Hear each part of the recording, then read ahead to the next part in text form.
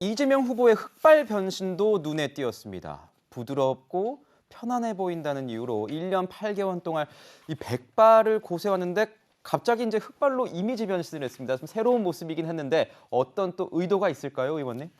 아무래도 이제 민주당이 뿌리부터 모든 걸 바꾸겠다라는 어떤 변화와 쇄신의 어떤 의지가 담긴 것이라고 볼 수 있고요.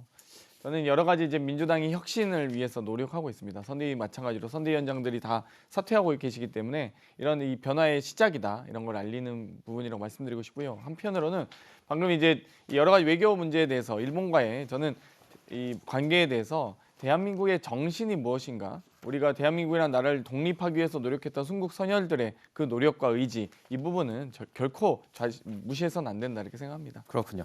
자, 반면 그 윤석열 후보도 이 뭔가 부쩍 깔끔해진 모습을 강조한 듯합니다. 이 머리를 뒤로 넘기고 눈썹이 좀 길어진 듯한 메이크업. 이런 이미지 변신에도 뭔가 의도가 있는 겁니까?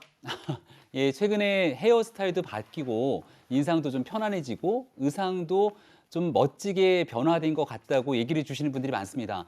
어제 그제 많은 기자분들이 연락을 주셔서 이 메이크업이라든지 많은 부분을 전담해 주시는 분이 있냐? 혹시 뭔가 바뀐 데에 대한 전략이 있냐고 물어주시는데요.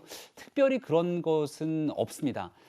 최근에 들어서 여러 공식적인 행사들이 많기 때문에 어느 정도 정돈된 모습으로 보이기 위한 노력들을 하고 있는데요. 봐주시기에 굉장히 보기에 좋다는 말씀들을 많이 주셔서 저희도 윤석열 후보에게 이렇게 좀 정제된 모습 또 헤어스타일이라든지 이런 내용들을 좀 유지하면 어떨까 제안도 하고 있는 상태고요. 앞으로 국민들 보시기에 사실은 가장 좋은 모습을 향해 찾아가는 게 또 대통령 후보가 해야 되는 일들이기 때문에 편안하고 푸근한 모습으로 다가서기 위해서 노력을 계속하고 있습니다. 네. 뭐 정치인들 외적인 이미지도 중요하지만 이 내적인 어떤 내용도 풍부해야 될 것 같습니다. 이 선거에 주는 영향이 이미지 굉장히 상당합니다. 그렇다 보니까 이미지 컨설팅을 위해서 이 따로 비용이 더 들어간다고도 하는데 이재명 기자 뭐 컨설팅 비용에 관련된 내용들이 좀 나오고 있네요, 네, 기사가요. 얼마 전에 이재명 후보가 경선 비용을 어디다 썼는지 언론은 일부 보도했었는데 그중 보니까 눈에 띄었던 게 스타일링 그리고 이미지 컨설팅에 뭐 8,600만 원을 사용했다 이런 얘기가 나왔었죠. 그때 이제 바꿨던 게 회색 머리였죠.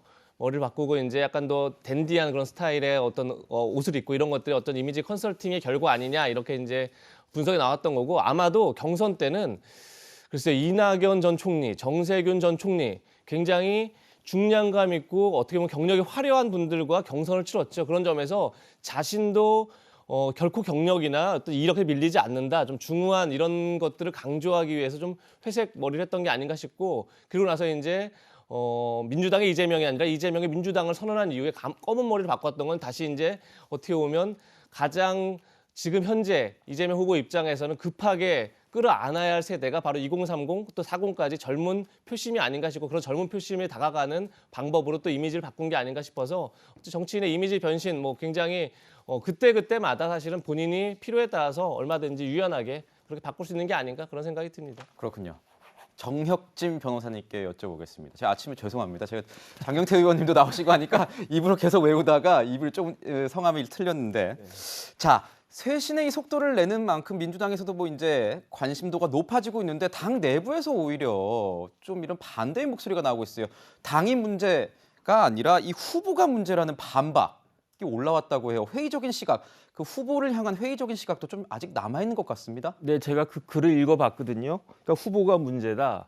흠 많고 말 많은 것이 이재명 후보가 역대급이다. 그렇게 이야기를 하면서 이재명 후보가 뭐라고 이야기를 했냐면 뭐 후보는 괜찮은데 당이 별로다 이런 이야기를 했었단 말이에요.